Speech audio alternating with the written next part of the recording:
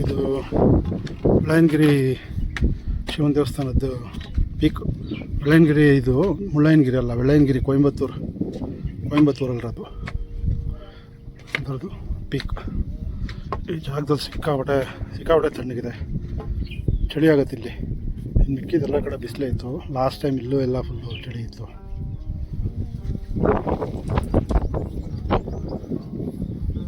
Peak ಕೊಯಂಬತ್ತೂರಿನ Mullayanagiri ದೇವಸ್ಥಾನದ ಹಿಂಭಾಗ ನೋಡಿ, ಸೈಕಿಕ್ ವ್ಯೂ ಸೂಪರ್ ಆಗಿದೆ, ಸಖತ್ತಾಗಿದೆ. ದೇವಸ್ಥಾನದ ಹಿಂಭಾಗದ ಜಾಗ. ಸುಮಾರು ಜನ ಈ ಕಡೆ ಬರಲ್ಲ, ನಾವು ಗೊತ್ತಲ್ಲ ಅಲಿತಾ ಇರ್ತೀವಿ.